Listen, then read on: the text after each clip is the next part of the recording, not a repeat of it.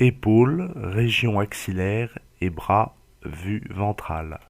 Sur cette préparation, on voit les veines et les nerfs cutanés au-dessus du fascia superficiel du bras. Le muscle biceps brachial est vu à travers le fascia brachial. La veine céphalique chemine dans le sillon deltopectoral, au-dessus du fascia superficiel, jusqu'au trigone clavipectoral. La veine médiane ulnaire, indiquée par la flèche, relie la veine basilique, indiquée par la flèche, à la veine céphalique. Elle chemine au niveau du coude, au-dessus du fascia superficiel et du fascia du muscle brachial. À gauche et à droite de la veine basilique cheminent les branches médiales et latérales du nerf cutané antébrachial médial qui traverse le fascia brachial. Le relief musculaire superficiel ventral de la région de l'épaule. Le muscle grand pectoral, sa partie sternocostale et sa partie claviculaire. Le muscle dentelé antérieur, le muscle deltoïde, le muscle biceps brachial, le muscle brachial, le muscle triceps brachial. Les insertions du muscle grand pectoral sont sectionnées.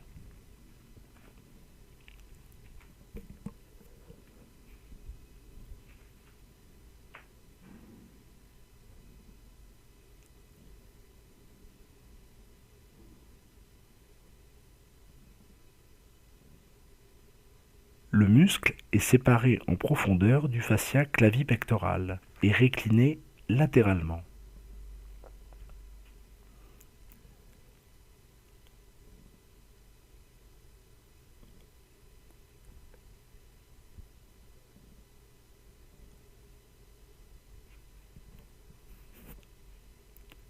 De l'autre côté, on peut voir le fascia clavipectoral. Sous la clavicule passent les nerfs pectoraux médial et latéral,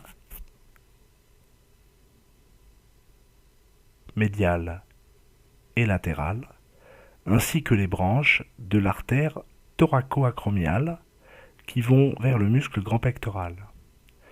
On détache le fascia clavipectoral du tissu conjonctif de la région axillaire et du muscle petit pectoral.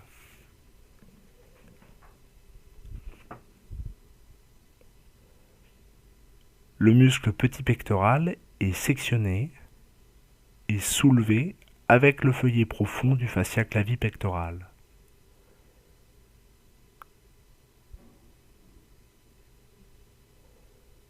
Le fascia clavipectoral va du bord supérieur du muscle clavipectoral vers la gaine conjonctive de la veine subclavière.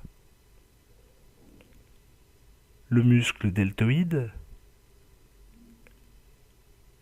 et le muscle trapèze sont désinsérés de la clavicule et réclinés latéralement.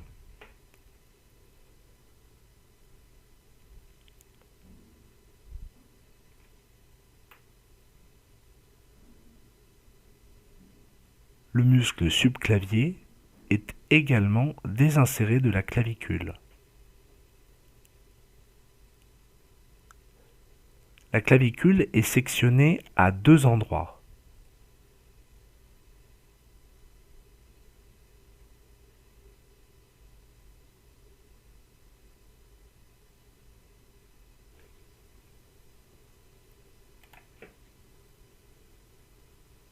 Les muscles grands et petits pectoraux ont été préparés et sont réclinés latéralement. On retire la partie sectionnée de la clavicule.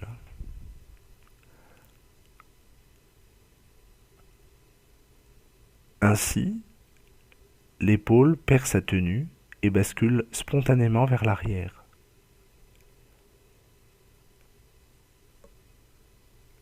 La terminaison de la veine subclavière est maintenue vers le haut. Voici le contour du muscle dentelé antérieur qui constitue la limite médiale de la fosse axillaire.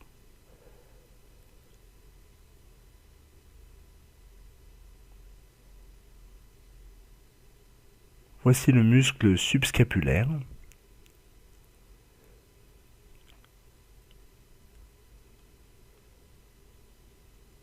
Le muscle grand rond. Et pour se repérer, l'angle inférieur de la scapula. Voici le muscle grand dorsal récliné latéralement qui constitue la paroi postérieure de la fosse axillaire. Le muscle grand pectoral qui constitue la paroi antérieure de la fosse axillaire et le muscle petit pectoral sont réclinés latéralement. Voici le muscle biceps brachial avec ses deux chefs. Sous le chef court, ici, passe le muscle coracobrachial. Le court chef du biceps et le coracobrachial s'insèrent ensemble sur le processus coracoïde de la scapula. Le muscle petit pectoral, qui est ici tracté vers le haut, s'insère également sur le processus coracoïde. En arrière du court chef du biceps passe le muscle subscapulaire, qui se termine sur le tubercule mineur de la tête humérale. Voici le tendon du long chef du biceps. Un court segment de la veine axillaire et de la veine subclavière a été conservé sur cette préparation. En arrière chemine le muscle scalène antérieur qui va du cou à la première côte.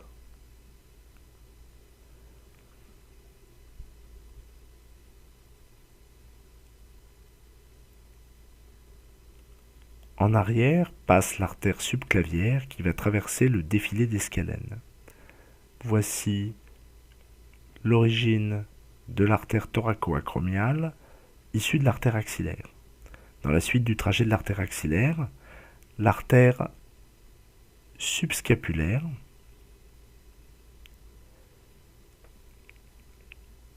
l'artère thoracodorsale,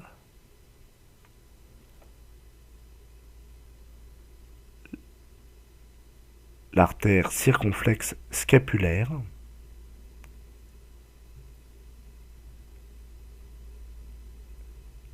l'artère brachiale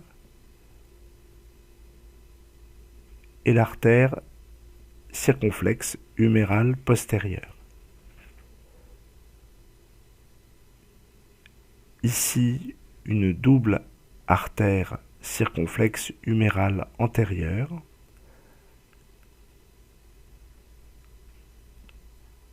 ainsi que l'artère profonde du bras.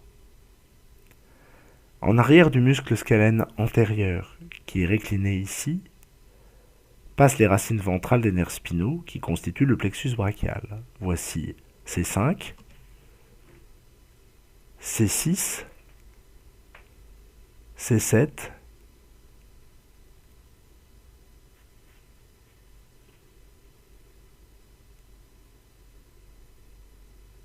et caché par l'artère subclavière, C8 et TH1.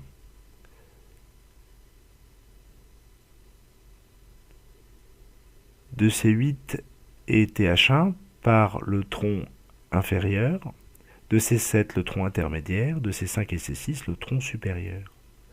De ces troncs naissent les faisceaux autour de l'artère axillaire. Le faisceau latéral,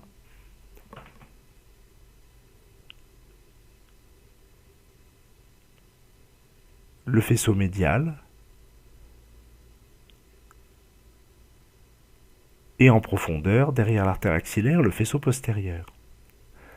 En amont des faisceaux, voici le nerf suprascapulaire issu du plexus brachial supraclaviculaire qui chemine au-dessus du bord supérieur de la scapula et le nerf thoracique long qui innerve le muscle dentelé antérieur et chemine sur la paroi musculaire médiale de la fosse axillaire. Le nerf médian naît des faisceaux médial et latéral et a une racine en forme de V en avant de l'artère axillaire. C'est le V médian caractéristique. Du faisceau médial naît le nerf ulnaire qui descend jusqu'au coude et va passer en arrière de l'épicondyle médial. Du faisceau latéral naît le nerf musculo-cutané qui traverse le muscle coracobrachial et innerve les fléchisseurs du bras.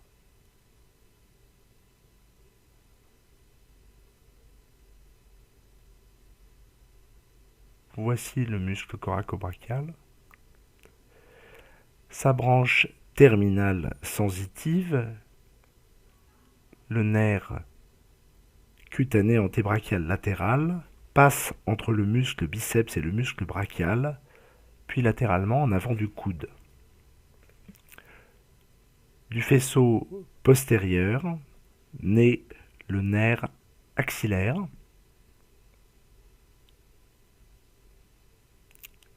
ici, et le nerf radial, que l'on voit qui va passer en arrière de l'humérus. Du plexus brachial infraclaviculaire partent le nerf subscapulaire et le nerf thoracodorsal, ici à côté de l'artère thoracodorsale. Le muscle grand pectoral est récliné latéralement.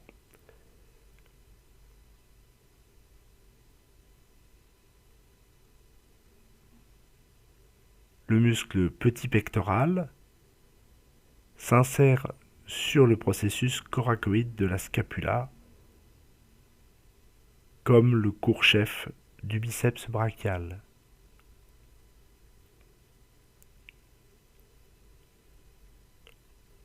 Le muscle deltoïde est désinséré de la clavicule.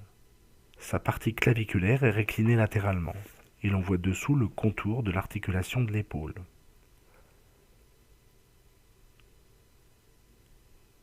Le tendon du long chef du biceps.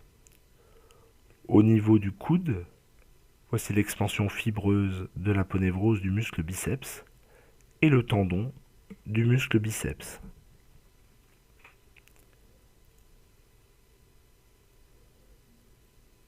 Sous le court chef du muscle biceps,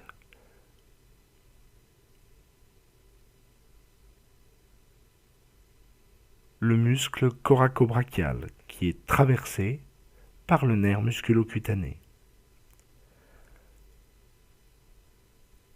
Sous le muscle biceps ici récliné se trouve le muscle brachial dont on fait le contour avec la pince.